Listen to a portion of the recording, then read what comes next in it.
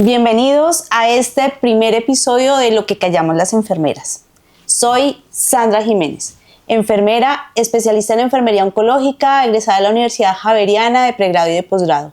Y hoy tengo el gusto de presentarles a una excelente docente de la universidad, docente mía en pregrado, pero con una gran enseñanza siempre en todas las que pasamos por sus cátedras. Profesora Edilma, muy buenos días y muchas gracias por estar con nosotros. Sandra, buenos días, gracias por la invitación. Para mí es un gusto estar aquí, además de recordarte allá en el salón de clase en pregrado cuando estabas haciendo la especialización en enfermería oncológica y bueno, también en el transitar que hemos tenido juntas desde la Asociación Nacional de Enfermeras de Colombia y en esta preocupación por lo que le ocurre a las enfermeras y a los enfermeros en el país. Entonces, profesora, muchas gracias. Mire, le voy a contar a la gente que espero que nos empiece a seguir por qué y de dónde nace la idea de lo que callamos las enfermeras.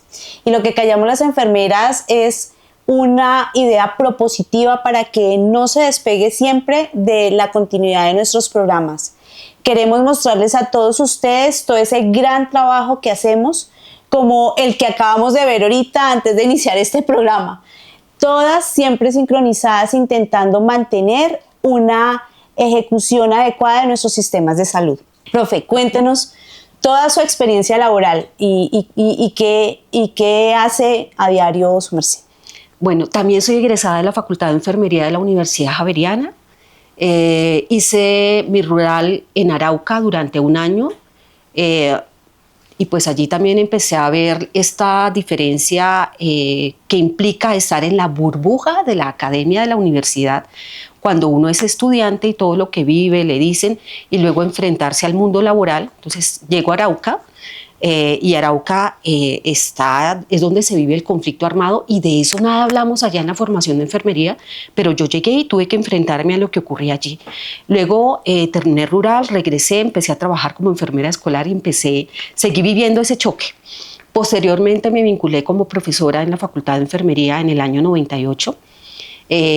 Fui profesora desde el año 98 hasta el año 2024 y pues allí también toda la experiencia de regresar a la burbuja, pero ese choque con lo que vivían los egresados persistía. La universidad permitió o me motivó para hacer diferentes posgrados en administración en salud.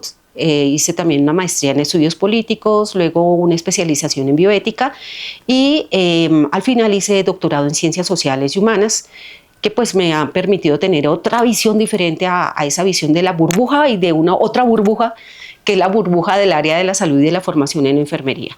Al final, derivado de mi tesis doctoral, me vinculo a la Asociación Nacional de Enfermeras de Colombia, donde empezamos a escuchar muy en secreto eso que tú mencionas, lo que callamos las enfermeras, ¿no? Lo que no se conoce afuera, pero que sí conocemos adentro, y que como que fuera prohibido que afuera conozcan qué pasa con las enfermeras, como que fuera pecado contarlo, decirlo en voz alta, como que hay que hablarlo pasito y que nadie se entere. Y a raíz de esto pues empecé un trabajo de activismo, podríamos decir, desde la ANEC, que luego me llevó a estar en el ministerio como directora de desarrollo de talento humano, luego en la Superintendencia Nacional de Salud como asesora, como delegada para entidades de aseguramiento en salud, y que me ha permitido ver la profesión, conocer otras facetas de mis colegas y de mis estudiantes, porque en ese tránsito también me he encontrado con quienes fueron mis estudiantes y que ahora son mis colegas, y ver todas las transformaciones y los aportes que han hecho al sistema de salud. Bueno, en ese paso por el Ministerio de Salud, con ese cargo tan importante, directora de talento humano en salud, ¿qué aprendizajes le dejó y cómo pudo aportar su merced desde allí para el profesional de enfermería? Creo que hay un tema fundamental. Y es que, bueno, la Dirección de Desarrollo de Talento Humano en Salud es la dirección que se encarga de hacer la planeación del talento humano en salud que el sistema de salud y la población colombiana necesita. Pero uno puede llegar allá con el cargo de director, pero resulta que ese cargo de director implica hacer un trabajo con todos los gremios de salud. Entonces ya era no solamente la preocupación por enfermería, sino por todos los técnicos, tecnólogos y profesionales de las diferentes áreas de salud que el sistema de salud requiere. Y allí lo primero que vi es que se necesita una articulación, o que fue necesaria y se dio la articulación entre lo que es la Dirección de Desarrollo de Talento Humano con los gremios, bien sea técnicos, tecnólogos o profesionales, pero hay algo que creo que me quedó como lección, y como lección como enfermera y como líder, digamos, en ANEC y luego como presidenta del Consejo Técnico Nacional de Enfermería. Y es que mientras enfermería siga viéndose como pobrecitas, somos más pobrecitas que el resto y esperando a que alguien, a ver quién llega a salvarnos y quién hace algo por nosotros, y es que la ANEC no hace y es que la otra organización tampoco hace, pero no hay un tema de cada profesional por aportar a la profesión, difícilmente podremos lograr llegar a unos acuerdos, porque si tenemos diferentes niveles técnico, tecnólogo y profesional donde cada uno quiere mostrar que es más pobrecito que el otro y no llegamos a acuerdos para mejorar las condiciones de todos, pues así, mientras estemos divididos, no podremos llegar a la meta, que es lograr la formalización laboral y mejores condiciones laborales y salariales para todo el gremio, porque no podemos pensar solo en enfermería. Enfermería puede mejorar sus condiciones, pero mientras los otros integrantes del equipo no habremos realmente tenido éxito en este trabajo que se ha venido haciendo de tantos años de la enfermería desde que nace la ANEC en el año 1935. Bueno, pero además, su merced tiene una historia que contarnos, porque ahorita, antes de iniciar el programa Detrás de Cámaras, me contaba sobre la Ley 266 y la influencia de las enfermeras canadienses en nuestra ley. Profe, me parece genial que todos nuestros enfermeros y enfermeras y estudiantes de enfermería, y los que quieran empezar a estudiar enfermería, sepan la influencia de nuestras enfermeras canadienses, colegas, en esta Ley 266. La Ley 266 de 1996 es un hito para el sector salud, porque es la primera profesión que tiene una ley que orienta el ejercicio profesional.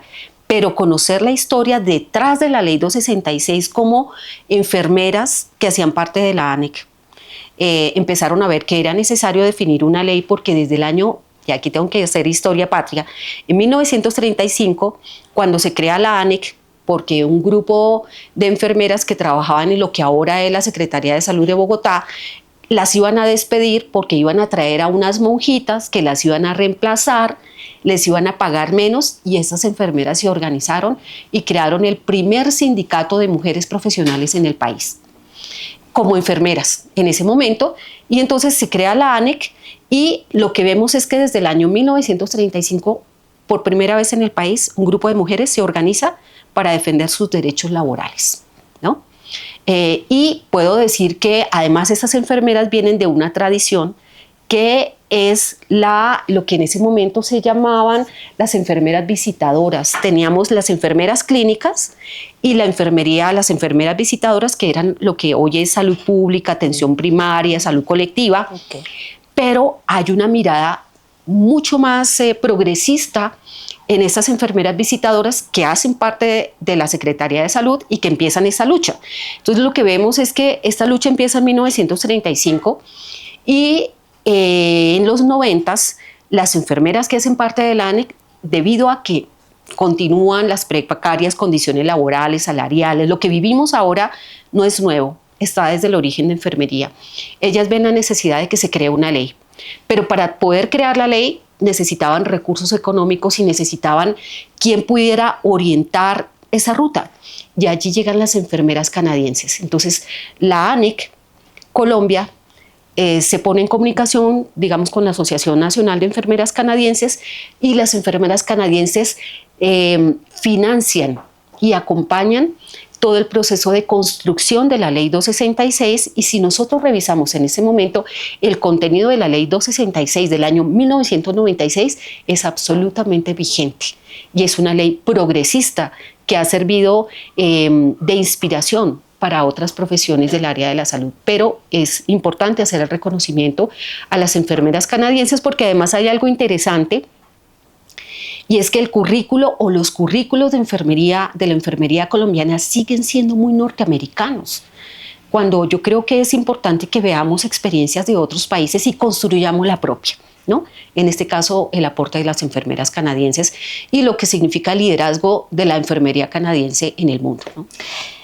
Profesora, ya que su merced toca ese tema del currículo, ahorita con esa migración que tenemos de enfermeras para Alemania, ya tenemos facultades de enfermería en el país que no forman las enfermeras para las necesidades del país, sino que vemos que han ampliado esa mirada y están empezando a incluir dentro de sus pensum actuales formación como, no sé, están incluyendo temas europeos, justo de Alemania. Entonces, están empezando a incorporar esas necesidades de otros países. Si bien somos claras de que no podemos retener el personal, porque pues hoy en día todo el mundo quiere ser ciudadano del mundo, entonces me puedo formar en Colombia, pero voy a trabajar a Canadá, voy a trabajar a Brasil, voy a trabajar a Europa, y entonces nos estamos formando para las necesidades.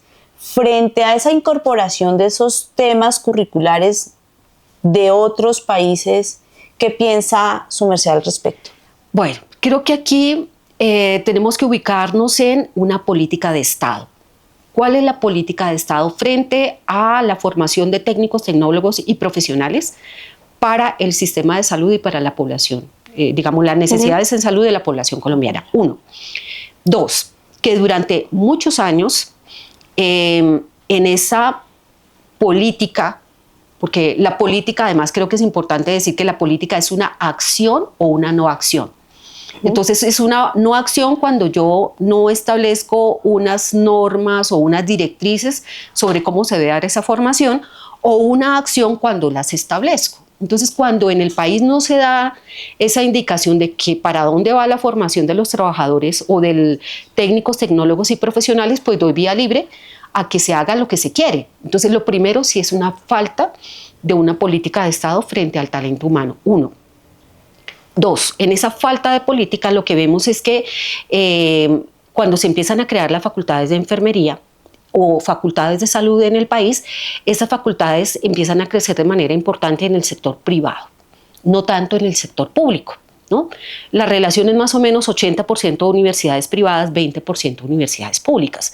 Las universidades privadas tienen unas matrículas costosas y las universidades públicas tienen unos cupos muy pequeños para la demanda. Entonces llega un momento en el que se crean tantas facultades privadas que debido a los costos, quienes quieren estudiar no tienen la capacidad de pagar este costo tan elevado de las matrículas en las universidades, y entonces las universidades privadas, ¿qué dicen? El Estado tiene que darnos recursos, y es cuando sale todo este tema de Serpilo Paga y los demás, donde tuvimos una política de Estado que le daba recursos no a las universidades públicas, sino a las universidades privadas.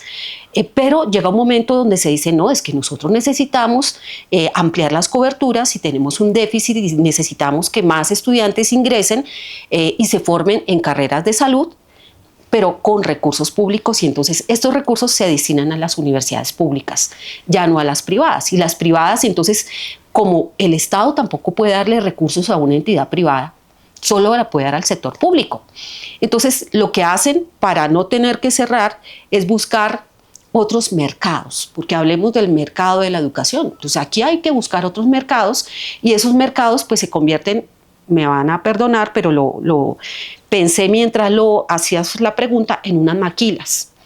Entonces formemos profesionales de acuerdo a las necesidades de otros países, nos sale más barato que se formen allá, para que luego lleguen a estos países como Alemania, como Italia y demás, pero lo que finalmente se convierten es en unas maquilas. Nos convertimos en unas universidades maquilas para formar no para el sistema o para las necesidades de salud de la población colombiana, sino para atender a necesidades de otros países, pero eso corresponde a una política de Estado, y corresponde también a una necesidad de sobrevivencia, de supervivencia de las universidades privadas.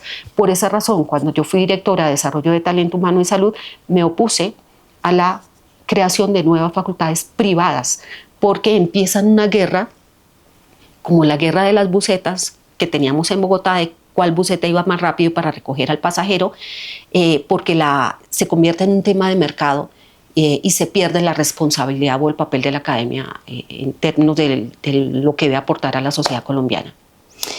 O sea que, basados en ese concepto que nos acaba de dar, profesora, su merced considera que si logramos obtener un reconocimiento diferente dentro del país, no solamente lo público, sino también lo privado podría empezar a dar respuesta a esas necesidades de país. Claro, porque en el momento en el que, como lo decía, ha sido histórico que las condiciones salariales y laborales de enfermería sean las actuales. O sea, lo que vivimos ahora o durante pandemia no es nuevo. Se ha profundizado o se ha precarizado más, pero la misma historia de la ANEC nos muestra que es un tema histórico. Y ese tema histórico obedece a que somos mujeres, a una visión muy conservadora, ultraconservadora de las mujeres, de lo que hacemos las mujeres, de que pues si nos pagan algo hay que agradecer porque pues es que eso hace parte de la vocación de las mujeres, cuando eso no es así, porque nos formamos en una universidad, es en un trabajo de cuidados. Nos formamos como trabajadores o trabajadoras y ser trabajador implica ser sujeto de derechos. Y eso todavía no está claro para la sociedad colombiana, ni para las universidades, ¿no? Entonces, en la medida en que se reconozca laboralmente a los trabajadores del sector salud y a las enfermeras, se mejoren condiciones laborales, condiciones salariales, podamos responder a ese déficit de profesionales que tiene el país con creación ahora con atención primaria en salud. Las enfermeras y enfermeros no van a tener que irse a otros lugares, no van a tener que abandonar a sus familias con todo este tema doloroso, duelo y demás de desprenderse de su país y de su familia, podrán estar aquí y eso implicará también que las universidades privadas puedan preocuparse u ocuparse más por el tema de las necesidades del país y puedan persistir y no, digamos, tener que acudir a estas estrategias de mercado a las que están acudiendo en este momento. Incluso pareciera que el ministerio, con su silencio administrativo, no le importara la migración de las enfermeras frente a la relación, según la OCDE, que tenemos, ¿no? ¿Cómo lograr cambiar ese paradigma? Porque hay una frase que alguna vez que yo la sigo, su merced montó una foto donde decía: es que porque se hace así o se venía haciendo así, no es el deber ser, o sea, no es que lo estemos haciendo bien. Entonces, el ministerio, cuando a veces uno tiene o va, acude y les dice: oye, mira, creo que es que por ahí no es, creo que lo venimos haciendo mal, como si fuese un eco y no tenemos respuesta alguna. Entonces, ¿cómo lograr poder hacerle entender? Si ya no podemos con lo nacional, con los gobiernos, ¿cómo hacerle entender a esas personas que dirigen empresas de salud aquí en Colombia la importancia de invertir en enfermería? Me parece muy importante eso que acabas de mencionar, porque eso me lleva a tocar un tema que como profesora desarrollaba en mis clases, y es la noción de Estado. Porque cuando yo digo una postura, una política de Estado, me refiero a un territorio, a una población que habita ese territorio, a un gobierno que es electo, pero no solamente el gobierno, o sea, no es solo el presidente, el gobernador, los alcaldes, sino también a quienes integran el legislativo, es decir, estamos hablando de los congresistas y del Senado.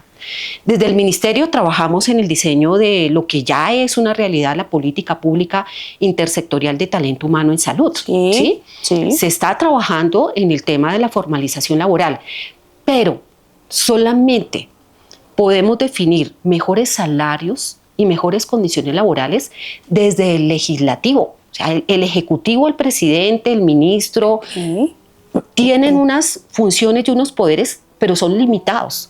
O sea, solamente hay temas que pueden salir del Congreso de la República.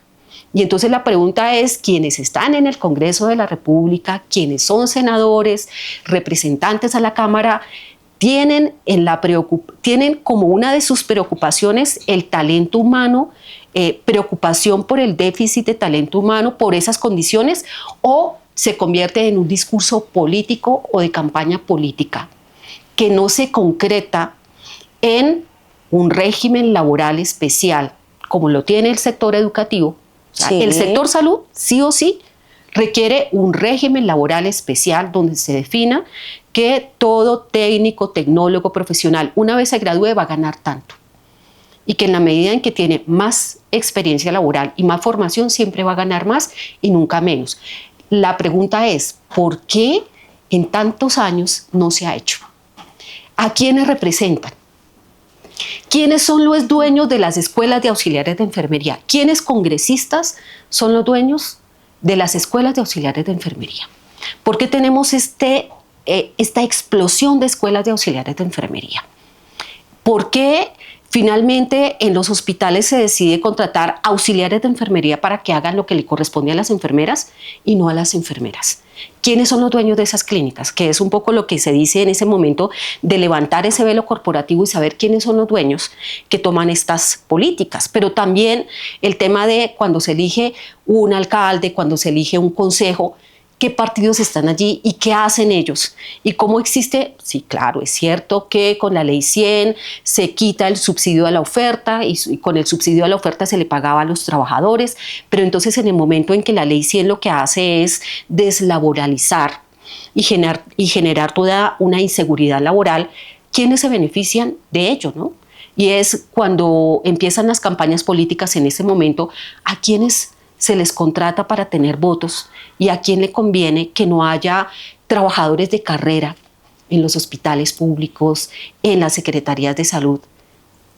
Entonces, pues aquí hay unos temas que no solamente son responsabilidad del gobierno. El gobierno puede sacar resoluciones, decretos, porque hasta allí lo puede hacer, pero solamente una ley de la República que obliga, puede obligar, ¿sí? Y esto está en manos de quienes hacen parte del Congreso de la República, senadores y representantes a la Cámara, y la real voluntad política y preocupación y ocupación porque los trabajadores del sector salud tengan mejores condiciones. Y no solamente un tema, justo cuando vamos a empezar campaña, ahí sí queremos transformar lo que en 4 años no hicimos. ¿Por qué? Porque empezamos campaña política y necesitamos votos para la reelección. Si vamos a empezar a retornar dineros directos a esas entidades, sea las gobernaciones, los municipios, ¿cómo controlar esa venta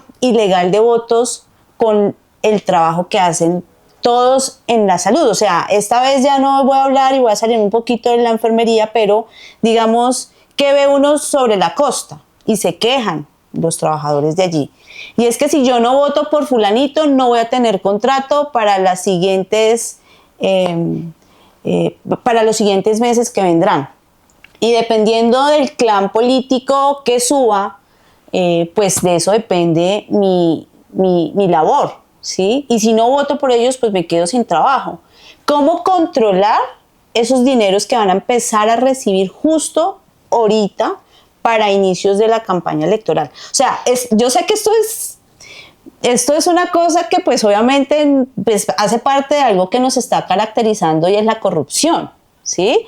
Pero ¿cómo lograr mitigar que eso no se dé? O sea, ¿cómo no terminar vendiéndonos al mejor postor o al que me garantice una continuidad en mi contrato? O sea, yo sé que no lo vamos a solucionar aquí, claro, ya hablamos de voluntades políticas y todo, pero ¿cómo lograr hacerle entender a la gente que nos va a empezar a escuchar, a ver, a seguir, que eso no se dé? Creo que hay que comenzar por un tema que tú has mencionado, es el tema de la corrupción, ¿no? Entonces nosotros decimos los políticos o tales son, pero lo primero es reconocer que Colombia tiene una cultura de la corrupción, ¿no? Sí. Entonces, desde que estamos pequeñitos, los papás nos enseñan a ser vivos y vaya, mire a ver cómo hace para colarse en la fila y mire a ver, o sea, hay una cultura de la corrupción. O sea, aquí nadie se salva.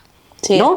No respetar la fila para subir al ascensor, no respetar la persona mayor, o sea, lo que vemos en la dinámica del transporte público, desde allí lo podemos ver. O sea, aquí nadie, como le digo, nadie se salva. 1. 2, creo que ha aparecido también un tema de el no reconocimiento de los trabajadores del sector salud, o sea, quienes trabajamos en el sector salud, no nos reconocemos como trabajadores por este tema de formación que he mencionado, ¿no? Y porque también se cree que, pues no sé, estos somos ángeles que no tenemos necesidades de alimentación, o sea, eso es un tema más o menos, allí como para irlo ubicando, y la noción de, ¿qué implica tener la noción de trabajador? ¿Cómo sé yo que soy clase trabajadora? Y eso lo he visto últimamente. Yo sé que soy clase trabajadora porque si dejo de trabajar, dejo de comer, yo o mi familia, ¿no? Entonces hay una necesidad básica, Maslow, con la escala de las necesidades, y la primera necesidad pues es la alimentación, la vivienda, y pues no podríamos decir que quienes tienen la oportunidad les dicen, pues mire, acá hay una oportunidad, vote por mí. Pues las personas tienen una necesidad básica que satisfacer primero, pero también hay unos temas de veedurías, hay veedurías en salud, los ciudadanos también pueden hacer temas de denuncia, ¿sí? Yo diría hay dos cosas. Uno, la denuncia, ¿sí? Que hay que hacerlo anónimo, no anónimo, hay que denunciar. Y dos, el tema de los votos, ¿no? Entonces la persona pues puede ir y le pueden decir, y mire, usted tiene que votar, pero finalmente hay un tema de la conciencia del voto. Si yo voto, vendo mi voto, lo que estoy es aceptando que voy a perpetuar por más tiempo lo que estos clanes políticos han venido haciendo en mi territorio, con mi gente, con mi comunidad, con mi familia, ¿no? Entonces, pues yo creo que aquí lo único que nos queda es tener una conciencia de clase, y es que somos trabajadores, ¿sí? Aquí, quienes son las élites, los dueños de los medios de producción, son muy pocos.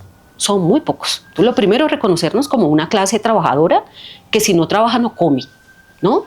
Que tenemos unos derechos y entender. O sea, yo creo que no podríamos criticar o cuestionar a quienes aceptan esto, porque es que hay unas necesidades, y yo creo que finalmente la necesidad de trabajo no tiene color político. ¿Sí? De acuerdo. La persona, la necesidad es, o sea, la necesidad, si le dicen y tienen la oportunidad de poder comprar el mercado, pagarle el colegio y pagar el arriendo y los servicios públicos, pues entonces ahí no podríamos cuestionar a las personas. Pero yo creo que está la responsabilidad en el voto, en el día de ir a votar por quién elijo, ¿no? Recordar, el Estado es el territorio en el que vivimos, la población que habita ese territorio y las elecciones que hacemos las personas, o el voto de confianza, en fin, que damos los habitantes de ese territorio por quienes nos van a representar en el gobierno ejecutivo, pero también en el legislativo, en el Congreso de la República. O sea, allí está en manos de la población. Justo estamos a pocos meses de hacer esas elecciones, y allí es, decido votar para perpetuar lo que hemos vivido todos estos años, o para que pueda esto transformarse y cambiarse. Quienes han estado allí durante tanto tiempo, que han perpetuado esto, ¿merecen seguir allí, o necesitamos hacer también una transformación de quienes están en el Congreso en términos del Senado y la Cámara de Representantes? Creo que está allí. Bueno, profe, pues sí, totalmente de acuerdo. O sea, vamos a hablar, y realmente eso que su merced acaba de mencionar es el mejor de los ejemplos. O sea, la corrupción pulula por todo lado, y va desde la persona que se coló en Transmilenio y no pagó el tiquete, hasta el que estaba haciendo la línea para girar a la derecha en el carro y le pareció chévere saltarse los 30 que estaban allí corriendo, y entonces cojo yo y, sin respeto por el tiempo del otro, me someto a los demás a esa falta de, pues yo diría que es de cultura, ¿no? Es que tal vez es el respeto por el otro, el respeto por mí mismo y el respeto por el otro. Y eso pues es una ausencia desde la formación de primaria y bachillerato, ¿no? Profesora, y volviendo al tema de toda esa experiencia académica, política, como enfermera, claramente, cuando su merced mencionó que había iniciado su traslegar en la vida política con la Asociación Nacional de Enfermeras de Colombia, recuerdo yo una entrevista cuando su merced era presidenta de la seccional Cundinamarca, y no estoy tan segura, su merced me lo aclarará, fue por la época de la pandemia que acudieron a usted para un concepto, y cuando su merced se presentó, sentí que el periodista no pudo decirle doctora porque era enfermera. No sé, o sea, se sintió el cambio porque cuando se presentó lo que yo sentí es, ¿será que definitivamente yo soy enfermera? Y cuando yo estoy en mi día a día, a mí no me gusta que me digan doctora, yo creo que el paciente que atiendo me reconozca, que sepa que soy enfermera, que quien lo atendió fue la enfermera, que la que le brindó la educación fui yo, que la que le puso el medicamento fui yo, que la que va ahí y está con él ahí en ese apoyo diario soy yo.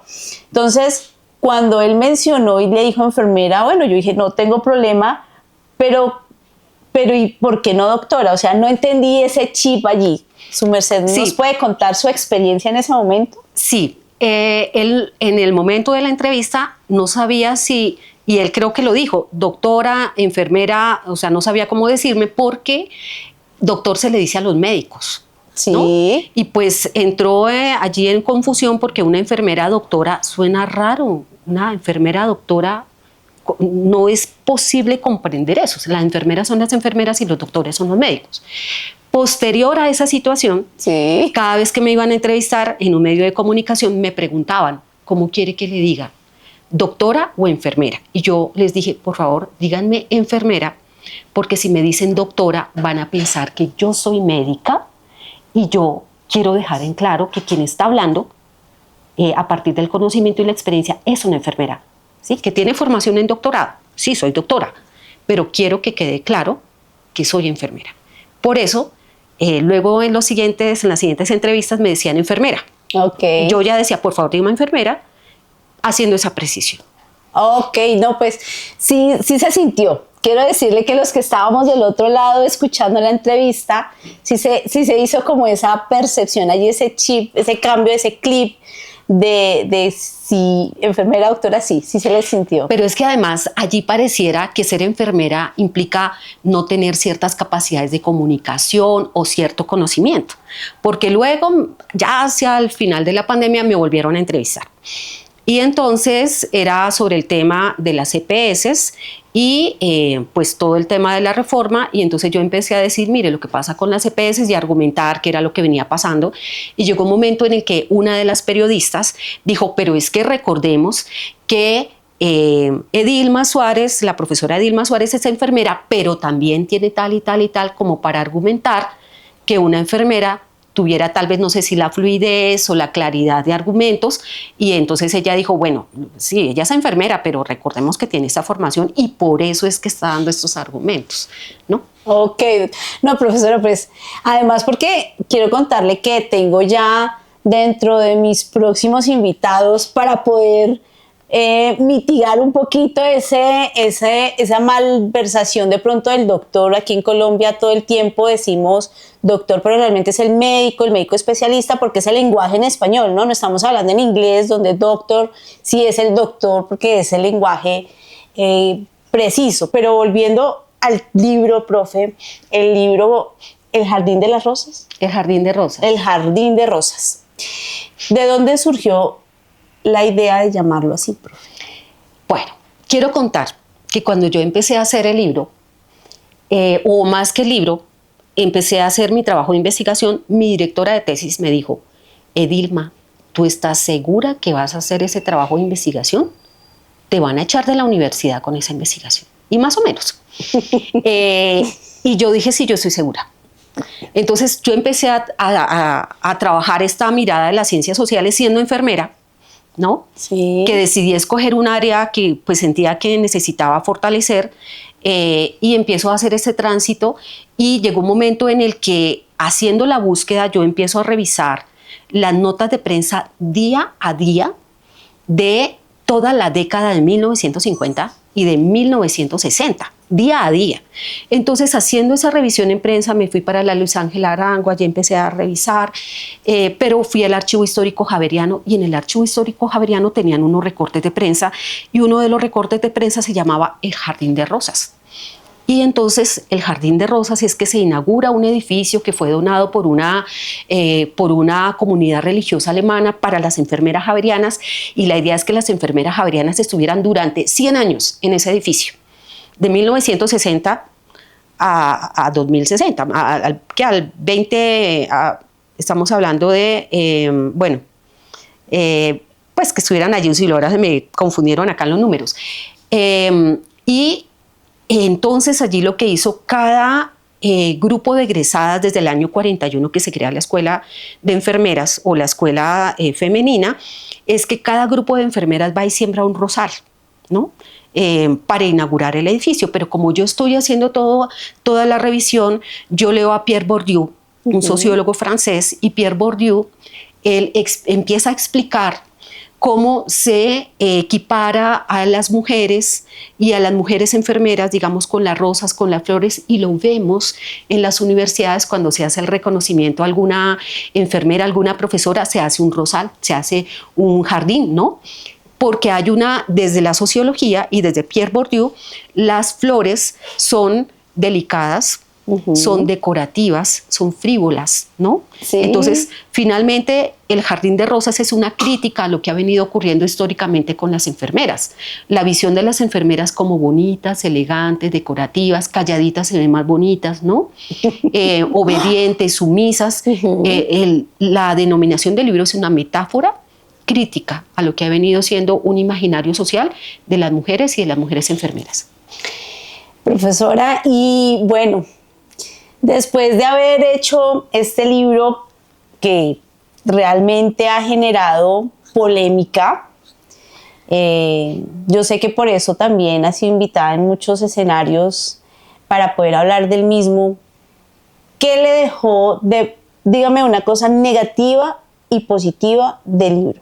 O sea, ¿qué le dejó positivamente como enseñanza y negativamente como enseñanza? Bueno, hay algo que el libro dice y que yo fui comprendiendo, y es que pues no es que sea bueno o sea malo, sino que esas fueron las condiciones de posibilidad históricas, culturales, que nos han permitido ser las enfermeras y enfermeros que somos hoy en día.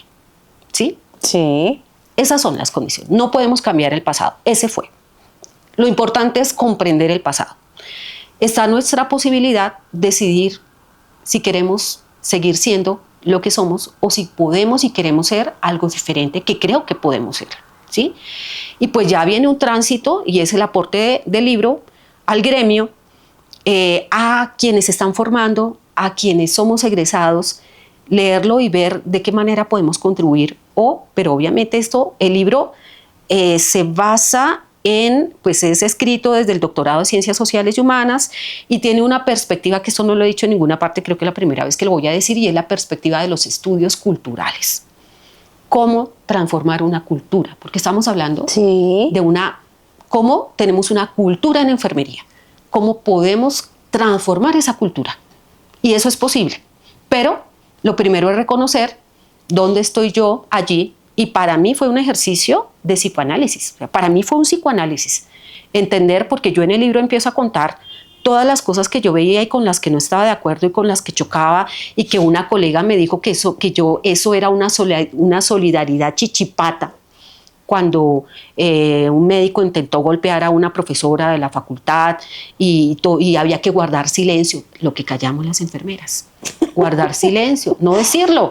Entonces, para mí, el costo de decir esto, hagamos algo, fue que una de mis colegas, que había sido profesora mía, formada en Estados Unidos, en fin, me dijera solidaridad chichipata, cuando no es una solidaridad chichipata. O sea, que hay algo que no podemos seguir permitiendo.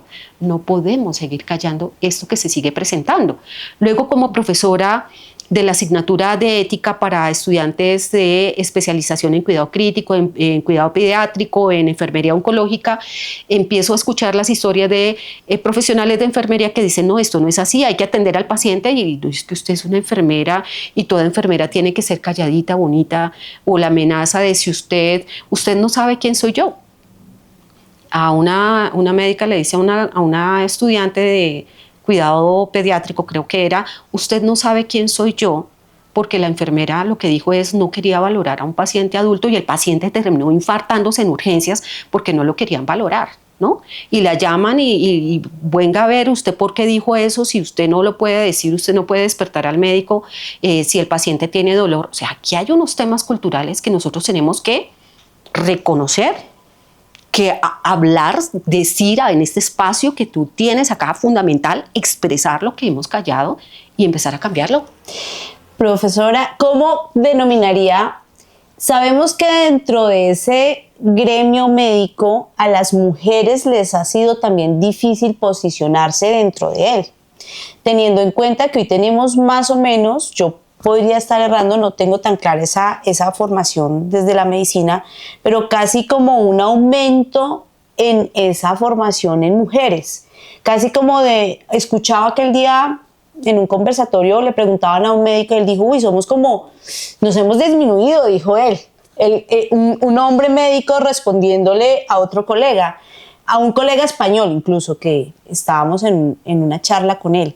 Y él dijo, no, ha crecido como en un 80% el número de mujeres que ingresan a estudiar medicina.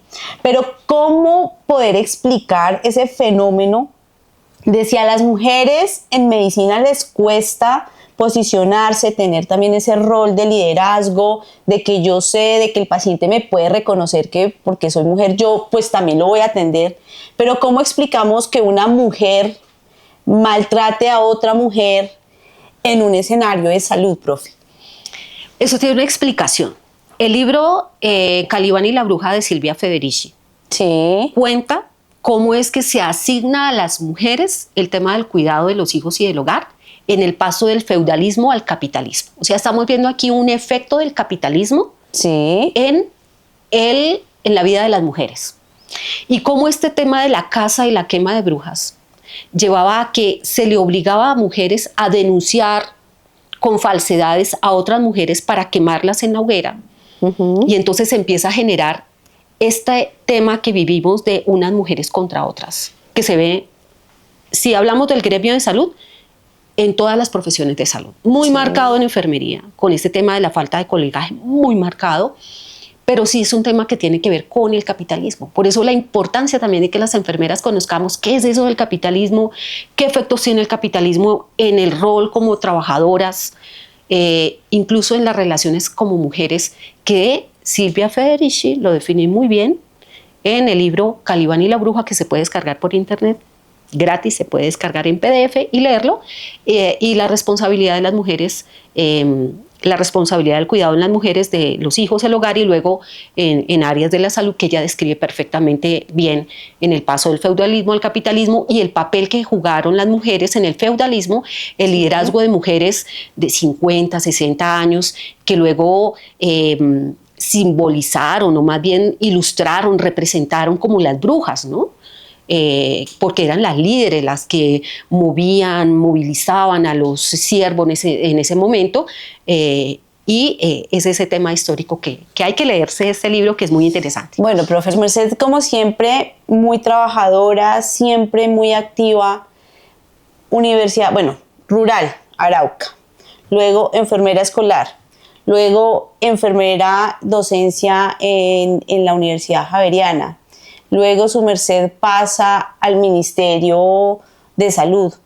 Ahoritica, ¿cómo ha sido su rol desde la Supersalud?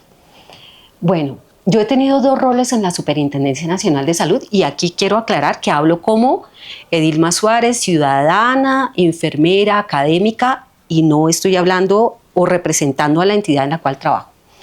Llego a la superintendencia porque en su momento el superintendente Luis Carlos Leal tenía una preocupación, y su preocupación era la formalización laboral de los trabajadores del sector salud y el papel de la superintendencia en relación con ello. Y bueno, cuando yo llego hay una situación coyuntural, y entonces por esa situación coyuntural llego a ser asesora en la delegada para entidades de aseguramiento de salud, que es donde están todas las EPS, intervenidas, no intervenidas. Ya tenía yo, obviamente, desde la formación en la maestría de Administración en Salud, conocimientos sobre el sistema de salud, también como profesora en ANEC y demás, y llego a comprender toda esta dinámica, a comprender esa profundidad de lo que es la crisis y el tema de la crisis. Luego, el superintendente Luis Carlos Leal me pide que asuma la delegatura, entonces dice mi hija, 2 minutos, Fui superintendente delegada para entidades de aseguramiento de salud desde el 2 de septiembre del año pasado hasta el 19 de octubre, pero es comprender lo que ha venido pasando con el sistema de salud y comprender qué efecto ha tenido en los trabajadores del sector salud. Y es que en el momento en que los recursos, la pregunta ¿por qué pasó durante 30 años, 3 décadas con los recursos del sector salud? Bastantes, estamos hablando de casi 100 billones de pesos. ¿Dónde se han quedado esos recursos, no?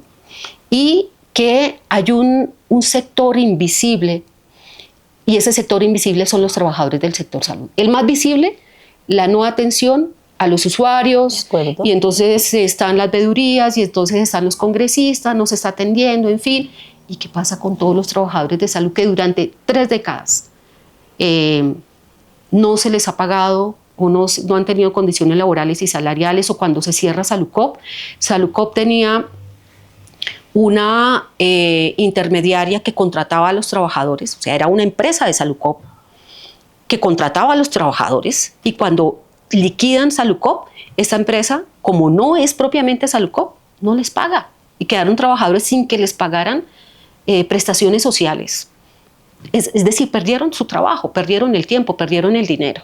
¿Y qué ha venido pasando con cada una de las EPS que se ha liquidado más o menos en las mismas circunstancias? Entonces es entender este tema del sector salud, pero también entender otra cosa, y es que en el año 2021 se hizo una reestructuración de la superintendencia. La superintendencia venía trabajando con una mirada de la gestión del riesgo, y llega alguien que decide que no, que ya no debe ser así, que se quita la mirada de la gestión del riesgo y se le quita poder a la superintendencia para que haga su papel. Pero hay unos responsables en ese momento de esa reestructuración. Digamos, eso es como la parte más dura, ¿no? Pero hay otra parte interesante de mi experiencia en la superintendencia, y es encontrarme con quienes fueron mis estudiantes, que ahora son mis colegas, y ver este papel de liderazgo y de claridad frente al tema del sistema, quienes han trabajado en la delegatura para entidades territoriales. Tuve allí un estudiante a quien recuerdo con todo el cariño, y que en algún momento estuvimos el año pasado en San José del Guaviare, y cuando yo cogí el micrófono y empecé a hablar, él me dijo: profe, igual que tú me dices, profe, la vi en modo profe. La vi en modo profe, porque claro, empezar a explicarle a la comunidad, digamos a los actores, a las EPS del territorio, lo que implica su papel allí, ¿no? Entonces ha sido una cosa muy interesante poder pasar por el ministerio que formula la política, sí, da los lineamientos técnicos, y luego llegar a la superintendencia, que es una entidad técnica, netamente técnica, a comprender el papel de lo técnico, y el papel de lo técnico es cumplir la ley y hacer cumplir la ley, ¿no? Eso es lo que dice la norma. Y solo ya, y como para ir cerrando nuestro conversatorio de hoy, profe, su merced siempre ha dicho que en esa manera la ley con la Supersalud le ha faltado algo, o le falta algo. Me gustaría que me lo explicara mejor, y es: no sanciona. La Supersalud, si quisiéramos, ¿podría sancionar? No, la Supersalud hace inspección, vigilancia y control. Sí. ¿Sí? Y tiene una delegada que hace control y sanciona. Ok. Sanciona, sí sanciona. Okay. Su sanción es de tipo administrativo. Uh-huh. Y los otros entes de control, la Procuraduría, hace una sanción de tipo disciplinario. Ah, ok. Sí, sí lo hace, claro. Sí lo hace. Uh-huh. Profe, ¿qué no nos enseñaron? ¿Qué no nos enseñaron en la formación? No nos enseñaron a comprender que el cuidado, que lo que nosotros hacemos es un trabajo de cuidados. No es un tema caritativo, religioso, este tema de la vocación, ¿no? Del sufrimiento, de dar la vida por el paciente. Yo creo que estamos en el siglo XXI y eso todavía hay que cambiarlo, pero no es solamente en las enfermeras, en la sociedad en general, en los mismos directores de los hospitales, que cuando piensan en bajar los salarios, primero a las mujeres enfermeras, ¿no? Sí. Ellas, su vocación, en su sacrificio, y yo creo que lo que no nos enseñaron es que somos trabajadoras y trabajadores, que lo que hacemos es un trabajo especializado de cuidados, y especializado no quiere decir que hagamos o no una especialización, sino que cuida a la mamá, cuida al abuelo, todos cuidamos, y lo que se hace en el sector salud es un cuidado especializado en salud. Profesora, y ya para ir cerrando este primer episodio de Lo que callamos las enfermeras, cuénteme cuál sería su anhelo de la enfermería en 5 años, no lo pospongamos tan 5 años. ¿Cómo cree su merced que podría ser la enfermería del país en 5 años? Bueno, si lográramos hacer los cambios curriculares que se requieren, que digamos se plantean en el libro, yo creo que en la medida en que cada profesional de enfermería se vincule a las organizaciones nacionales y participe activamente, ese ya es un ejercicio político, porque ejercicio político no necesariamente implica militar en un partido. De acuerdo, sí. El ejercicio político es participar, es hablar, es movilizarse por incluso las propias y genuinas situaciones que se esté viviendo, pero que comparten otros colegas. Y yo creo que ese activismo que se requiere en el gremio de enfermería y en todo el gremio de salud sería el mayor logro que podría tener la profesión. No victimizarse, no decir pobrecitas, esperemos que otros hagan, no. Asumir, tomar las riendas de nuestro presente y de nuestro futuro. Creo que eso sería lo mejor que podríamos lograr en 5 años. Profesora, muchísimas gracias por este tiempo, por este espacio. Agradezco de todo corazón que sea, su merced, mi primera, pero espero que no sea la última vez que venga con nosotros, pero agradezco de todo corazón que sea usted mi primera invitada a este escenario de Lo que callamos las enfermeras. No olvides también que me puedes encontrar en las redes sociales como enfermera Sandra Jiménez en TikTok, Instagram. No olviden seguirnos también, escuchar el podcast, compartirlo con todos sus seres queridos y estamos atentos para nuestro segundo episodio. No se lo pierdan, que va a estar también muy interesante.